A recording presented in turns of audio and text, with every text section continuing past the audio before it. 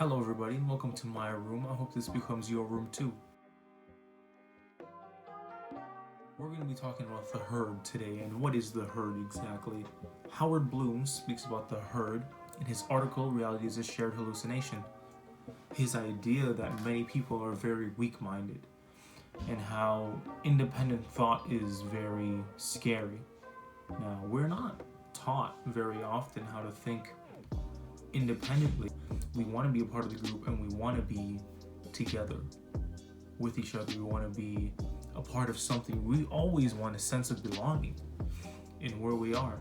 The herd is just this idea that groups of people can influence how we think and how we feel, even, and how we, most importantly, make decisions. Depending on the group of people that we're in and the people that we're with, we can make similar incomes to them, which is a little bit disheartening. People that are of lower income usually don't live too far from each other at all.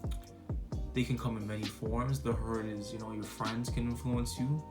People say nowadays that that's probably the biggest influence you have in your life. Your friends. You're with your family for a great deal of time, but they can really only influence you for so long. But friends, you really almost have a trust in your friends because you choose your friends. You are the one who goes out of your way to make friends with somebody. You're the one who goes out of your way to spend time with specific people in your life. And these people, they probably do have some type of influence on you. They probably do have some type of, maybe some characteristics that you might want to take from them, or something you might want to gain. Maybe you want to change to be more like them, right? Maybe you want them to change to be more like you. The influences that the herd has on you really become detrimental when you are making choices that you don't feel alright, and you make really bad decisions. You can't think for yourself, and you feel that you might be outcasted by this herd. And that idea of being outcasted is so scary. You fear it so much that you almost have to comply. You feel obligated to do something that you wouldn't normally do, or something you know isn't right. Overall, you just end up making choices on things you don't really care about, and you start caring about things that don't really matter to you, and you start not caring about things that should matter to you a lot more. It really is a death sentence. It is a death sentence to not live your life the way you want to live. You shouldn't be afraid of judgment. You shouldn't be afraid to go against the herd and what they think, right? And this collective group of a herd it goes a lot deeper than anything I could have explained right here. You should have the courage to stand up for what you believe, regardless of the people that are around you, regardless of what they might say. You should have the courage to stand by a point, stand by your own view of how you feel about something. Make sure that you really believe it. Make sure you think a lot and think hard about what it is you believe in. And for those who do follow the herd, for those who are in danger, in that sense, who do have that sense of where do I belong and where do I fit in, right? Because you've been following people for so long in your life. For those who do have those troubles, what can you do, right? What should you do? You should build up that courage and build up that skill to articulate how you feel towards the herd, right? And go against them, so you can better yourself, regardless of what they might say, regardless of what they might do. As long as you put your word out there, put your message out there, you are doing what you want to do.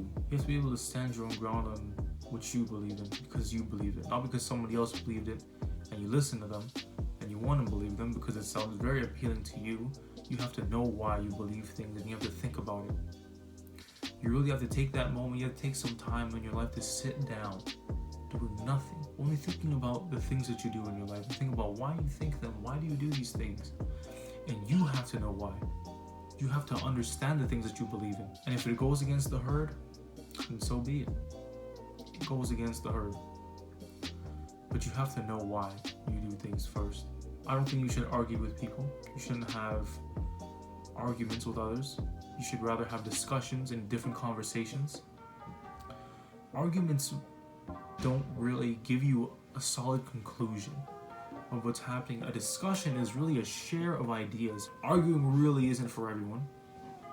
It can sometimes be hurtful, and it can sometimes be offensive to those who don't know how to argue very well. And form arguments, and rebuttal against arguments, and object against arguments. But conversations and discussions really uprise those ideas that you really want to be carrying around. And in conversation and through discussion, you share your thoughts, and you share what is true, right? And I think that you can uprise what isn't true, right? And you can really try to separate your objective and subjective thoughts and your objective and subjective truths about things, right? Objective truths being those external things that we find within the world, and that we should not tamper with. We shouldn't try to control. We shouldn't try to change. And I think that there is a very hard line of where these objective truths are. We just need to be able to find them, and we need to be able to see them. That we all need to make a change. We all need to make a change within ourselves. It might go against our family, it might go against our friends, our neighbors, it might go against everything we know. But if you don't know where you are, you sure as hell gotta find it. As a society, we need to change. We tend to follow people with positions of authority who we don't really even know anything about. We don't really care about anything that's going on, any decisions that they're making. And then we just follow them instead of making decisions and making conclusions for ourselves.